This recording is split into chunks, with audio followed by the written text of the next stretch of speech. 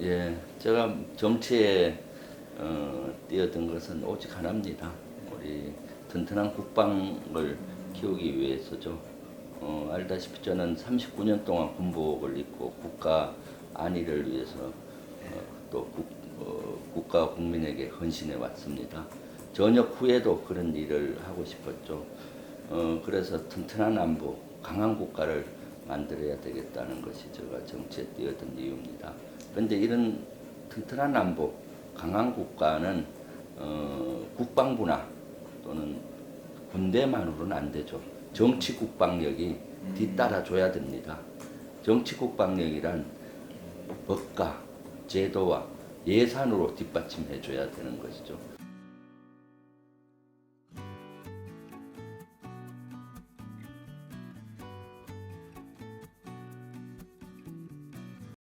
예, 손자병법은 국난 극복을 하는 여러 가지 방법이 나옵니다. 특히 전쟁에 관계된 것도 어떻게 하면은 전쟁을 막고 또 전쟁이 일어난다면 이길 것인가에 대한 것들이 많이 나와 있죠. 그 중에서도 국난 극복에 대한 얘기가 많이 나옵니다. 손자병법에서 예를 든다면은 도천지장법이라는 오사가 있습니다. 국가가 국난을 극복하기 위해서는 도가 이루어져야 된다는 거죠. 도천지장법 중에 첫 번째 요소 도를 저는 예를 들고 싶습니다. 그래서 사실은 현대적인 말로 한다면은 어떤 국난 극복은 국민의 하나된 마음이 이루어지면은 쉽게 이루어진다는 겁니다.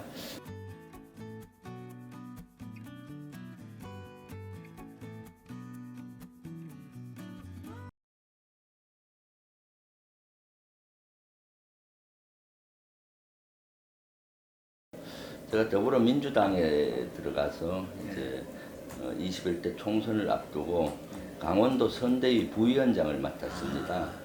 그리고 선대위원장은 이강대 전 지사가 그 당시 했죠. 그래서 위원장과 부위원장 둘이서 강원도가 많이 소외되어 있는 지역이잖아요.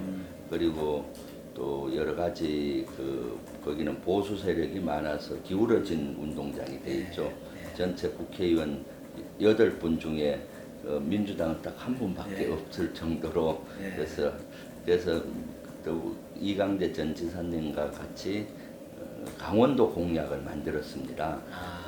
그래서 그런 인연으로 공약을 만들면서 보니까 이강대 전 지사님이 아주 정치 리더로서 아주 훌륭하고 뛰어나다는 걸 제가 또 느꼈습니다.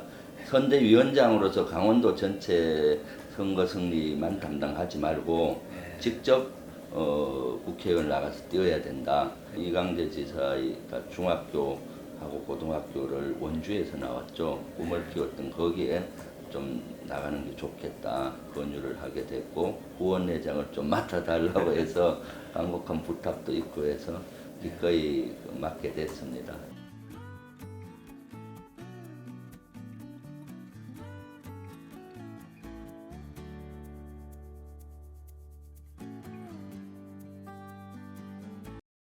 일단 저는 국회의원이 돼서 국회에 입성되면은 5월 30일부터 크게 세 가지를 하려고 합니다.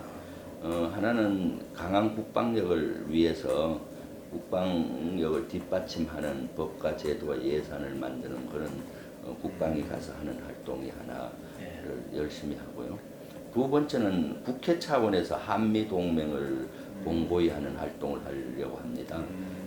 제가 연합사 부사령관을 하고 현직에 있을 때 보니까 한미 동맹은 어느 때보다도 중요한데 정부 차원이나 군에서는 이런 것들이 활발히 이루어지고 있는데 국회 차원에서는 한미 동맹을 공고히 하는 활동이 좀 소홀하더라고요. 그래서 저는 국회 차원에서 한미 동맹을 강화하기 위한 활동을 할 예정입니다.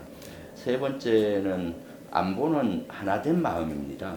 그러면 안보에 대해서는 국민적인 공감대가 필요합니다. 그래서 그런 활동을 하려고 합니다. 그래서 적극적으로 언론에서도 나가서 안보를 바르게 알리고 또 유튜브라든가 이런 활동을 통해서 알리려고 합니다.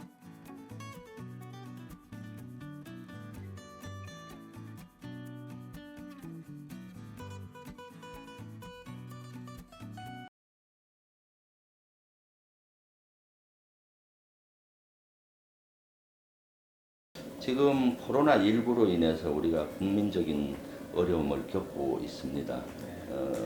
정상적인 사회생활이 좀 어렵고 또 여러 가지 어려움이 있지 않습니까? 그래서 사실 요새 코로나19와 관련해서 우울증도 많이 생긴다고 하고 또 여러 가지 어려움이 있다라고 하죠. 저는 이런 상황마다 자기의 목표를 좀 수정할 필요가 있다고 봅니다. 그런 방법을 바꾸어서 하다 보면은 새로운 목표가 생기니까 더 활기가 넘칠 수가 있습니다. 코로나19로부터 활동의 제약을 받고 또 여러 가지 실험 문제, 시험 문제 이런 것도 예전보다 훨씬 더 어려워졌고 공부하기도 지금 어려운 상황이고요. 예전보다는 이런 상황을 그냥 위기로만 받아들이지 말고 이것을 상황에 맞게 내가 어떤 방법으로 해야 성공을 할 것인가에 대한 생각을 바꾸고 한다면은 또 좋은 기회로 만들 수 있는 것입니다. 그래서 우리 젊은이들은 어떤 경우든지 뭐라고 할까 실망하지 말고 또 위기라 생각하지 말고 도전하고 또 새로운 융통성 있는 이런 자세를 취해 나가고 한다면 좋을 것 같습니다.